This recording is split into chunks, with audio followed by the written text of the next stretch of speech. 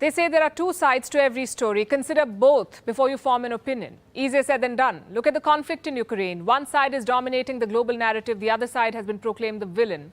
I'm talking about NATO and Russia. And while there's a solid case against Russia here, this story too has another side. And as the tellers of the story, we must dwell on and reflect it.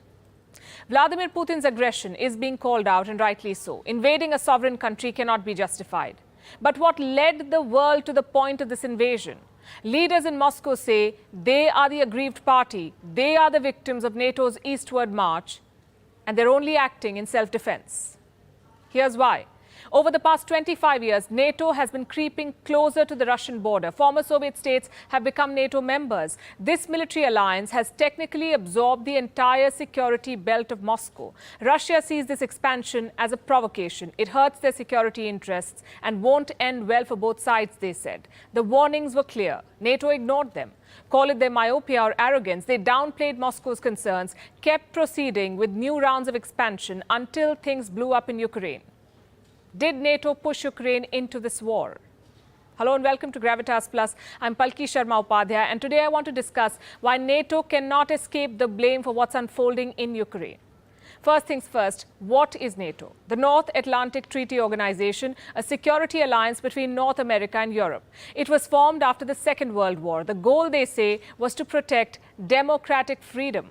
On the 4th of April 1949, the North Atlantic Treaty was signed. This treaty was simply an anti-Soviet accord aimed at countering any future aggression by the USSR. It established a new balance of power in Europe. It promised all members collective security. That's a core principle laid out in Article 5 of the NATO Treaty. It obliges member states to protect each other in case of a war.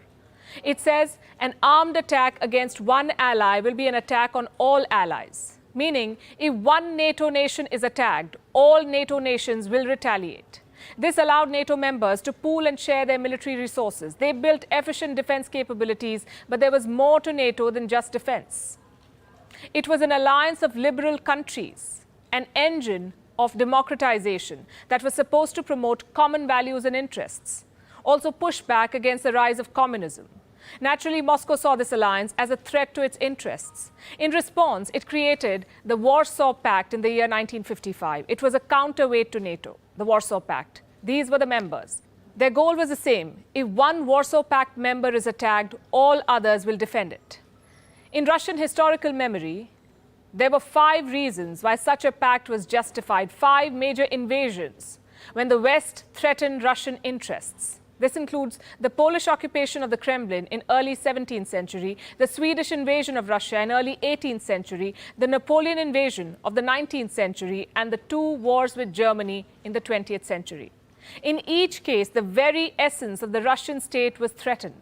So suspicion and fear of the West took deep roots in Russia. Moscow began perceiving NATO as a tool of American imperialism. And the assessment was not really off the mark. In 1989, the Berlin Wall collapsed. In 1991, the Soviet Union disintegrated and the Iron Curtain was completely demolished. Europe's regional order hinged on one question. Should Germany align itself with the US and NATO, or should it join the Russians through the Warsaw Pact? The US government, under George H.W. Bush, made an offer to Russian President Mikhail Gorbachev. It suggested if Germany became a NATO member, NATO would stop expanding, not 1 inch eastwards. No new members.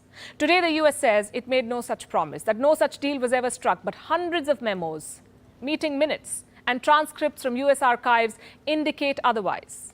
Nevertheless, Moscow bought the offer. It demolished the Warsaw Pact in the hope that the West would follow suit, that NATO too would be dissolved. But that never happened. NATO refused to cease operations. And to add insult to injury, they kept the door for membership open. Russia saw it as a stab in the back, and NATO kept pushing the dagger deeper. Look at this map. NATO started out with 12 founding members, but since the Soviet Union fell, it has radically expanded eastwards. In 1999, Poland, Hungary, the Czech Republic joined NATO. In 2004, there was another wave of expansion. 7 Central and Eastern European nations were made NATO members. Some of them were former Soviet republics. In 2009, Albania and Croatia joined NATO. And the most recent entries were Montenegro and North Macedonia. both situated in Russia's backyard. It does not end there. As of 2021, NATO officially recognized 3 more aspiring members: Bosnia and Herzegovina, Georgia, and Ukraine. Last we checked, NATO was also in talks with Sweden, Finland, and Serbia for membership. So to put it simply, much of Eastern Europe, which once used to be part of the Soviet Union, has now joined NATO, and this happened despite Russia's protests and warnings. The last reasonably friendly warning from Moscow came in the year 2007. Vladimir Putin addressed the annual Munich conference, where he said, and I'm quoting, "NATO has put its frontline forces on our borders. This expansion represents a serious provocation that reduces the level of mutual trust, and we have the right to ask, against whom is this expansion intended, and what happened to the assurances our Western partners made after the dissolution of the Warsaw Pact?" These sentiments have been echoed by a host of American strategists. I'll give you a few examples. June 1997, 50 prominent foreign policy experts signed an open letter to President Bill Clinton calling America's efforts to expand NATO a policy error of historic proportions. Then we have George Kennan, the father of America's containment policy during the Cold War. He too called NATO expansion a tragic mistake with no reason whatsoever. The warnings went on for decades. In 2008, William J. Burns, the US ambassador to Moscow, wrote a letter to the State Department where he said that Ukrainian entry into NATO is the brightest of all red lines for the Russian elite. He said that even Putin's sharpest critics at home consider Ukraine's entry a direct challenge to Russian interests. It does not end there. This is Robert M. Gates. He was the defense secretary in the Bush and Obama administrations. He wrote in his memoir that trying to bring Georgia and Ukraine into NATO was truly overreaching. Then we have Strobe Talbot, a former deputy secretary of state. He described the Russian perception in a similar way, how they consider NATO as a vestige of the Cold War, and point out that if the Warsaw Pact was disbanded, why did the West not dismantle NATO? So several voices in the Western world had warned that Russia's protests have merit and that NATO expansion could spell serious trouble. Yet, successive American administrations paid no heed to these warnings. They kept widening NATO's security umbrella. Now, here's the thing.